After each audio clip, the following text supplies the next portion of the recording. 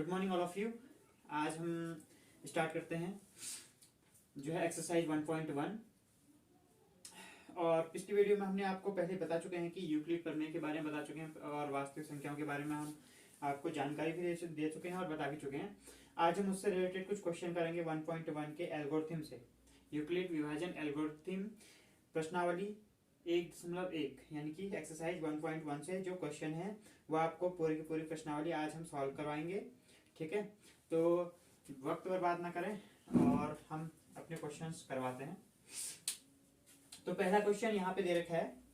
पहला क्वेश्चन यहाँ पर दे रखा है कि निम्नलिखित संख्याओं का एचसीएफ ज्ञात करने के लिए यूक्लिड विभाजन एल्गोरिथम का प्रयोग कीजिए। पहला क्वेश्चन हमको दे रखा है 135 और 225 का। आप एनसीईआरटी आप अपने सामने रखिए जब भी आप पढ़ाई करते हैं। ठीक है, तो पहला क्वेश्चन है हमारा 135 एंड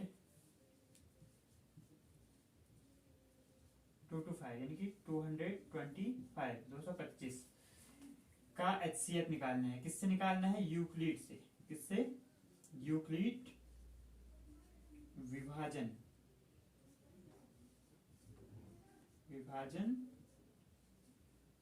प्रमेय का कह सकते हैं या एल्गोरिथम, एक ही बात है। हाँ, यूक्लिड विभाजन एल्गोरिथम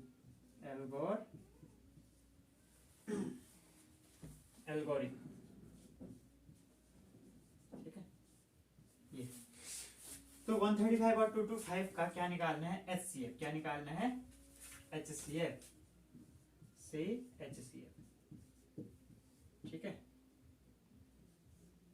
हाईएस्ट कॉमन फैक्टर। तो देखिए इसको हम सॉल्व करेंगे।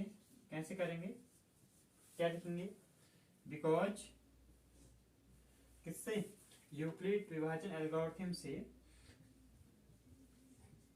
2025 इज ग्रेटर देन किससे? 135।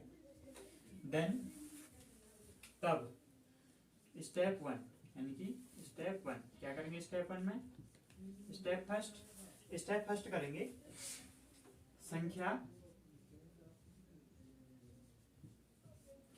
225 व 135 के लिए। ठीक है, क्या करेंगे? देखो 225 को क्या बनाएंगे हम?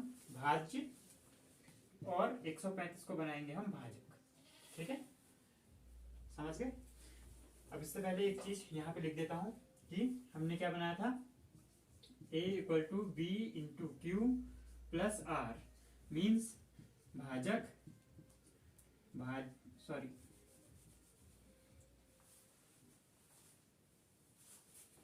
क्या लिखा था हमने? भाज्य इक्वल टू भाजक।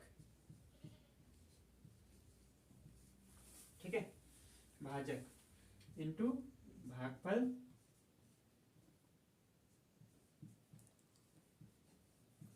और प्लस शेषफल। ठीक है, शेषफल ये तो पढ़ाया था। तो ठीक हो, इसके अकॉर्डिंग हम देखते हैं। जो बड़ी संख्या है उसको हम भाज्य बनाते हैं और जो छोटी है उसे क्या बनाते हैं? हम भाजक बनाते हैं। तो कितनी बार हम इसको गुणा करें कि इतना आए या इससे कम आए? तो एक ही बार। तो देखिए, और हमारा शेषफल क्या बचेगा? देखो 5 में से 5 गया कितना? 0। ठीक है, और 22 में से 13 अगर हम घटाते हैं तो कितना आता है? कितना आएगा? 9 यानी कि 90 बचता है हमारा शेष बचा। तो देखो अब अब यहां पे लिखेंगे बिकॉज क्या है? r is not equal to 0। It means शेषफल 0 के बराबर नहीं है, क्योंकि हमारा शेषफल कितना बचा है इस बार? r कितना है? 90। देन अगेन स्टेप 2 में क्या होगा? देखो स्टेप सेकंड। ठीक है, चलो ऐसे लिख देते हैं स्टेप सेकंड। ठीक, स्टेप सेकंड में क्या होगा? 135 इज ग्रेटर देन 90। तब क्या लिखेंगे? तब 135 को हम क्या बनाएंगे? भाज्य, और 90 को बनाएंगे भाजक। तो इसको कितनी बार गुणा करें कि 135? नहीं, एक ही बार करेंगे। और हमारा शेष कितना बचेगा? देखो 45 45। क्या हमारा r 0 के बराबर आया? नहीं। तब क्या करेंगे? r is not equal to 0। Then again step third में क्या करेंगे? स्टेप थर्ड में क्या करेंगे? 1 यानी कि 90, यानी कि जो भाजक है वो 90 है इस बार, और जो हमारा शेषफल है वो 45 है। शेषफल 0 नहीं है, और ये प्रोसेस हम तब तक करेंगे जब तक ये 0 नहीं हो जाता। तब क्या करेंगे? 90 इज ग्रेटर देन 45। तब क्या बनेगा? 90 क्या बनेगा?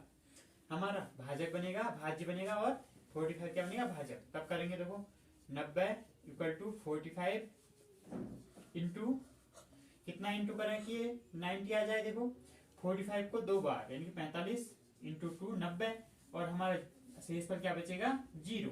तब लिखेंगे, तब चूंकि यानी कि ठीक है क्या है? r इक्वल टू 0 यानी कि शेष पर क्या हो गया? 0। तब लिखेंगे यहाँ पे, तब क्या लिखेंगे? यहाँ पे लिखेंगे इसीलिए ला चूंकि अंतिम भाजक कितना है? अंतिम भाजक कितना है? कितना था अंतिम भाजक? 45 था। तो इसलिए क्या होगा? इसका अंतिम भाजक 45 है। ठीक है, इसीलिए 135 और 225 का HCF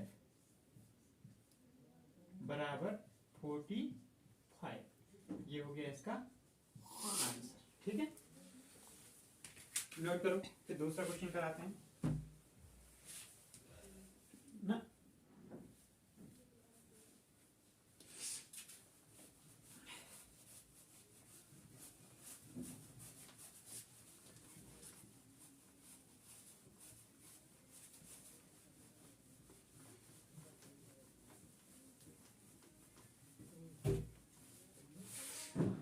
अगला क्वेश्चन है हमारा, यहाँ पे दिया गया है क्वेश्चन नंबर सेकंड। 196 और है 38220। देखो इसको भी हमने क्या करना है? यूक्लिड विभाजन एल्गोरिथम से इसका HCF निकालना है। क्या निकालना है? HCF निकालना है। तो कैसे करेंगे? देखो फिर से वही प्रोसेस। क्या करेंगे? बिकॉज 38 यानी कि 38,220 इज ग्रेटर देन 196 यानी कि 196 से क्या है? बड़ा है। तब क्या करेंगे? तब यूक्लिड विभाजन प्रमेयिका से, विभाजन एल्गोरिथम से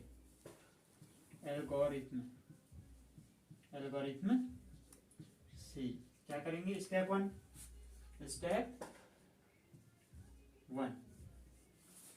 स्टेप कितना? 1। स्टेप 1 में क्या लिखेंगे? देखो ये हमने कहा था 196 से बड़ा है ये। तब क्या करेंगे? 38220। ठीक है, 22। देखो एल्गोरिथम से क्या होता है? अभी बताया था, V into Q plus R. तो देखिए 38,220 जो है 196 से यानी कि 196 से बड़ा है। तब हमने क्या करेंगे? इसे भाज्य मानेंगे और इसे भाजक मानेंगे। तो देखो 196 का भाग इसमें कितनी बार जाएगा? ठीक है, और कितना शेष बचेगा ये देखते हैं। देखो 196 का भाग देना ना इसमें, तो साइड पे पहले वैसे ले लेते हैं। अब पता नहीं हमें गुणा करके देखो 196 38220 है। देखो कितनी बार जाता है। ठीक है, हमारा जो होता है ये क्या होता है? हमारा भाजक, और ये होता है भागफल। तो भागफल हमारा कितना है? देखो 196 में इतना कितनी बार जाएंगे? देखो 1 बार 196। तो देखो घटा करके हमें कितना मिलता है? 6, और ये हो गया 8, और ये हो गया 1, ठीक हो गया। और ये हमने 2 लिया ऊपर से, और अब देखो हम कितनी बार देंगे, तो देंगे कितनी बार, और ये देखो 19 9 जा कितना होता है 171, तो देखो 91, ठीक है। तो कितनी बार देना है देखो,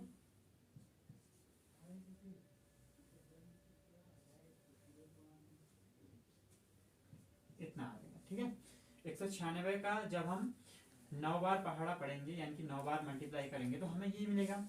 तो आप घटाओ, देखो 12 में से 4 गया 8, और यहाँ पे 5 बचा, और देखो यहाँ से हम कैरी करेंगे तो 15 में से 6 गया, कितना हो गया 9, ठीक है। और 17 17 यहाँ पे 0 198, और ये 0 बची, 0 को नीचे लो।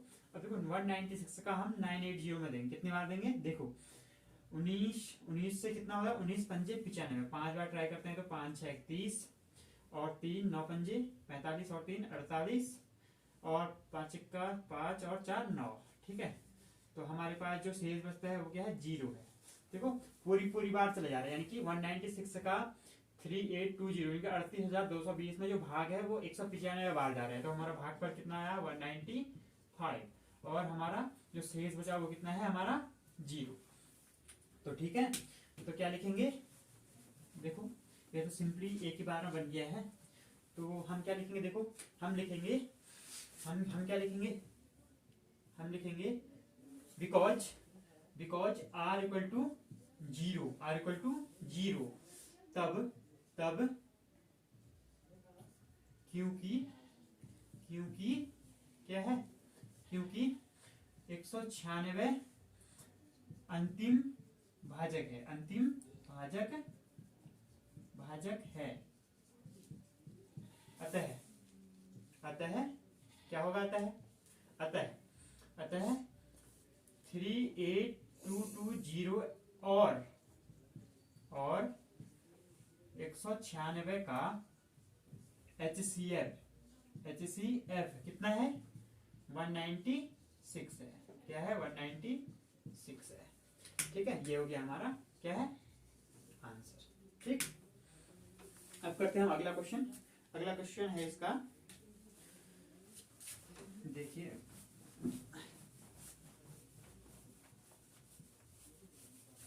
अगला क्वेश्चन कराते हैं हम इसका 867 एंड 255, यानी कि 867 और 255, ठीक है। इसका हमने क्या करना है, थर्ड है, इसी का थर्ड पार्ट है। अब देखो इसको फिर से हल करते हैं, क्या आता है हमें, ये देखते हैं। 867 और 255 का देखो क्या माना हमने, 867 इज ग्रेटर देन 25, तब स्टेप देखो हर क्वेश्चन पे नहीं लिखूंगा, बाकी आप लिख लेना, ठीक है, मैं करके दिखा देता हूँ। तो 867 को हम क्या मानेंगे भाज्य, और 255 को मानेंगे हम क्या भाजक। अब इसको कितनी बार गुणा करेंगे, 867 आ जाए, देखो 4 बार करें नहीं, 7 बार करें नहीं, 3 बार करें, हाँ 3 बार कर सकते हैं। देखो 3 बार करेंगे तो कितना आएगा, देखो 3 बार करके देख लेते हैं, तो आएगा 2 पंजे 10 और 2 पंजे 11, ठीक है, नहीं सॉरी 3 बार करना ना हमने, देखो 3 पंजे 15, 15 का 16, ठीक है, और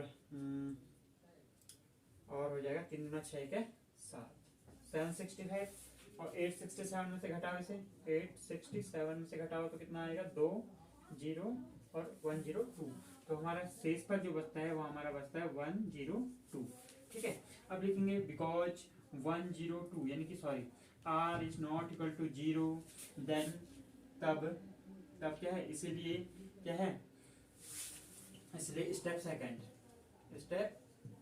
क्या लिखेंगे, स्टेप सेकंड में क्या लिखेंगे, देखो क्या लिखेंगे, अब 255 इज ग्रेटर देन 102, तब क्या हो गया, देखो 255 को हम मानेंगे क्या भाज्य, और 102 को क्या मानेंगे हम भाजक।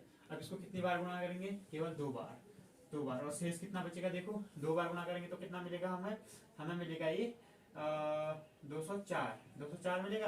अब 255 में से अगर हम 204 घटा दें तो क्या बचेगा हमारे पास, केवल 51, कितना बचेगा 51 बचेगा, ठीक है 51 बचेगा। तो इसलिए r is not equal to 0, then step third में क्या आएगा, देखो स्टेप थर्ड में क्या लिखोगे, 51, 51 से ग्रेटर क्या है 102, तब क्या मानेंगे 102 को हम भाज्य मानेंगे और 551 को भाज्य। अब इसको कितनी बार गुणा करेंगे कि 10 केवल 2, और हमारे पास शेष क्या बचेगा 0, r इक्वल टू 0। ठीक है, इसीलिए नहीं, क्योंकि क्या है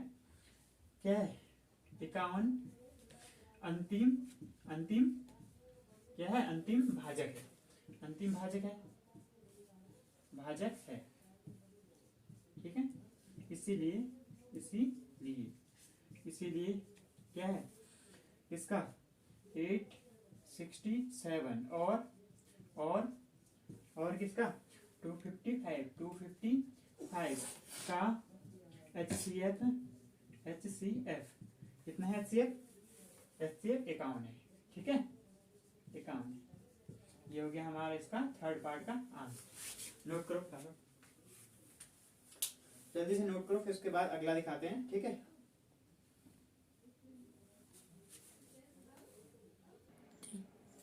देखिए अगला क्वेश्चन है इसका, क्वेश्चन नंबर 2। क्वेश्चन नंबर 2 में दिखाया गया है कि दर्शाइए कि कोई भी धनात्मक विषम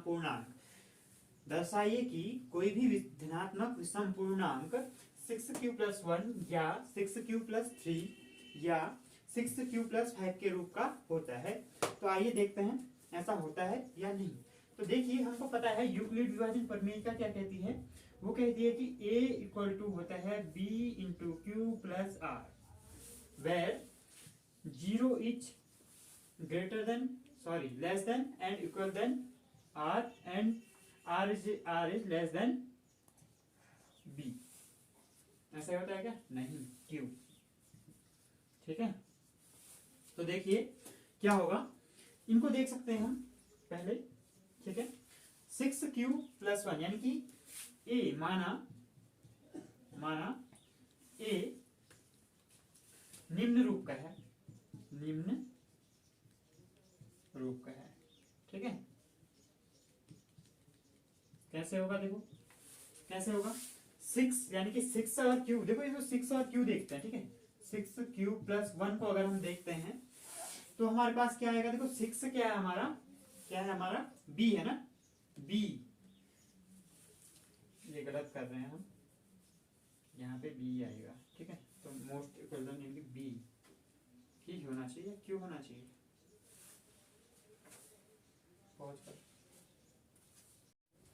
तो क्वेश्चन नंबर 2 हमसे कहता है कि दर्शाइए कि कोई भी धनात्मक विषम पूर्णांक 6q+1 या 6q+3 या 6q+5 के रूप का होता है। तो आइए देखते हैं ऐसा होता है या नहीं। ठीक है, तो हमको पता है कि यूक्लिड प्रमेय कहती है, यूक्लिड प्रमेय। ठीक है, क्या कहती है यूक्लिड प्रमेय, हमसे कहती है कि अगर हमको दो नंबर दिए जाएं a एंड b, ठीक है, a एंड b, तब हमारे पास कुछ अद्वितीय नंबर आते हैं q और r, जहां पर क्या होता है, या तो r हमारा यानी कि रिमाइंडर शेष 0 के बराबर बचे या उससे थोड़ा बड़ा बचे। ठीक है, और b से छोटा पड़े यानी कि भाजक से छोटा हो। तो देखो हमें 6q+1 दे रखा है, यानी कि सबसे हाईएस्ट वैल्यू क्या दे रखी है हमको b की 6। तो इसका मतलब है कि जो हमारा b की वैल्यू आएंगी वो क्या आएंगी, इससे छोटी। तो देखो हमें a की वैल्यू टोटल कितनी मिल सकती है, a की वैल्यू कितनी मिल सकती है, 1 मिल सकती है। कौन सी मिल सकती है, एक पूर्णांक है ना। देखो किसी भी धनात्मक विषम पूर्णांक के लिए कह रहे हैं ना, तो किसी भी धनात्मक विषम पूर्णांक के लिए हमें क्या हो सकता है, शेष हमारा कितना है, देखो यहाँ पे 1 है और यहाँ पे 3 है। तो हमारा जो ये r है ना, r क्या होना चाहिए हमारा, 0 से लेकर के हमारी जो वैल्यू वेरी करेगी हमारी, तो ये b से छोटी वैल्यू वेरी करेगी, यानी कि मतलब हमको 6 यानी कि 6 b की वैल्यू सबसे हाईएस्ट कितनी मिली है, 6। तो हमारा जो क्या है, हमारा जो r है, r क्या होगा, 6 से छोटे होंगे लेकिन 0 से बड़े होंगे, लेकिन इक्वल टू 0 भी होगा और 0 से बड़े होंगे, कहां तक, 6 से छोटे तक।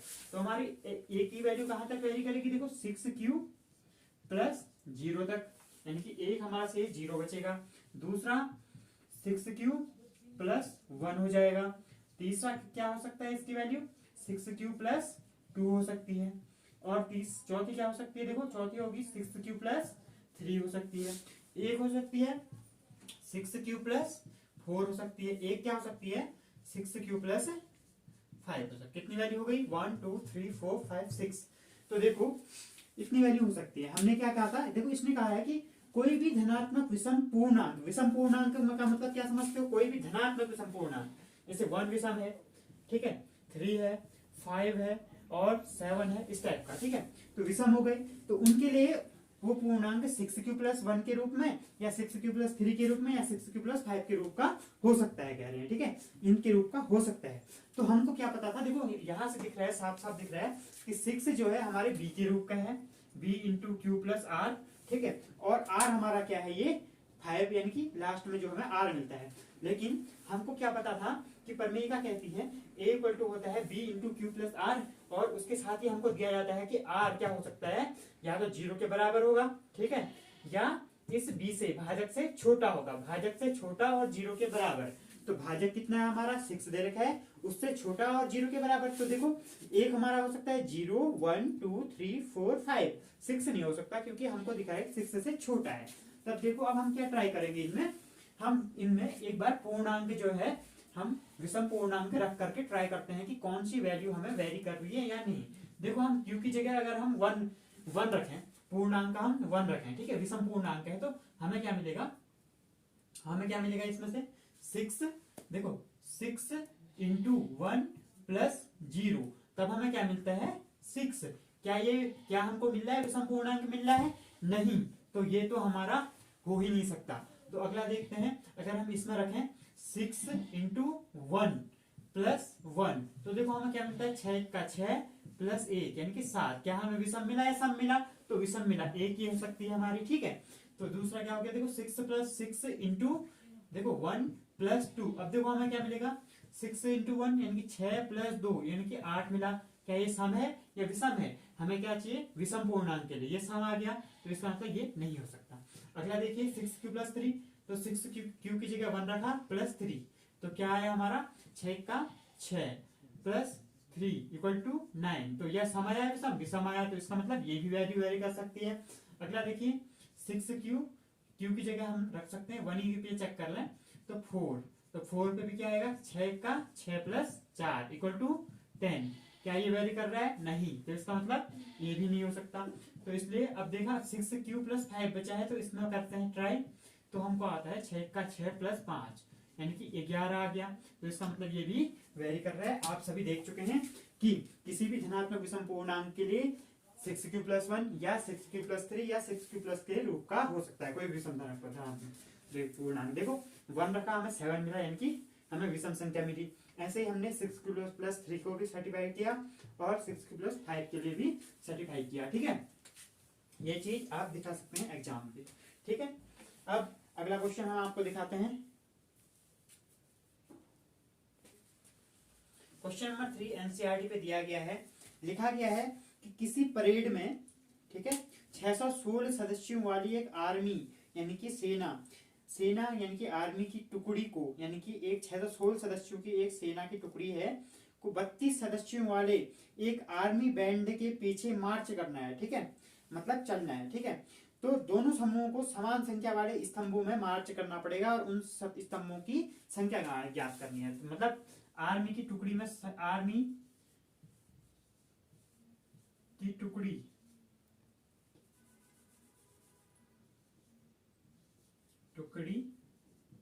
में सदस्य कितने हैं 616। अब दूसरा देखा है हमको कि 32 सदस्यों वाली एक आर्मी बैंड के पीछे, आर्मी बैंड में सदस्य, बैंड में सदस्य कितने हैं, कितने हैं 32।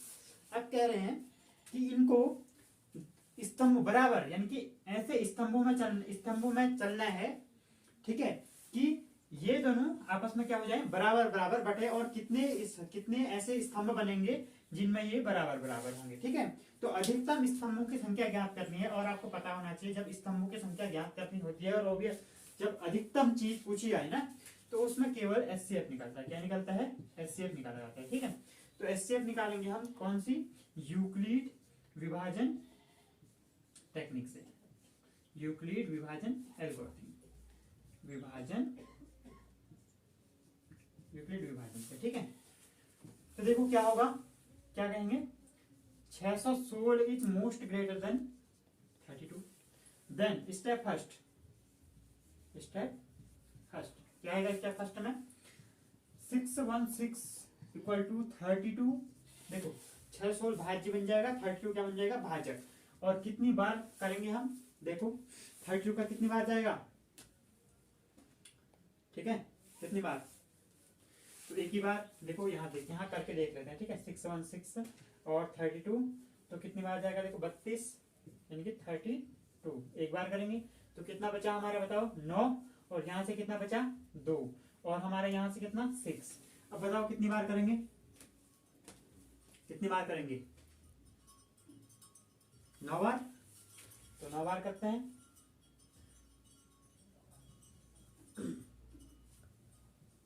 हमारा शेष बचता है ये, कितना बचा? 8, केवल 8 शेष बचा। ठीक है, तो अब देखो कितनी बार हमने 19 बार ट्राई किया और हमें बचा 8, यानी कि अब क्या करेंगे? Remainder is not equal to 0। So इसलिए स्टेप सेकंड क्या करेंगे?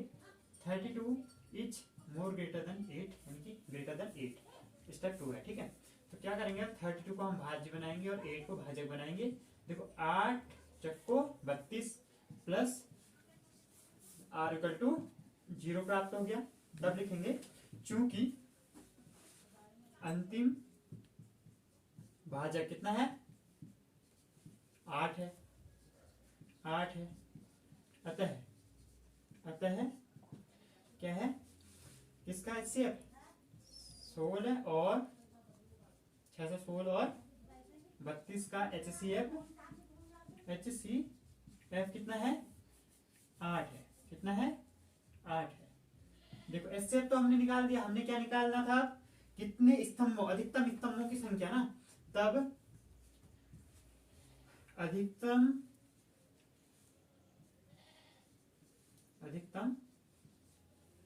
स्तंभ कितने होंगे? अधिकतम स्तंभ होंगे 8। कितने होंगे? 8। नोट करो।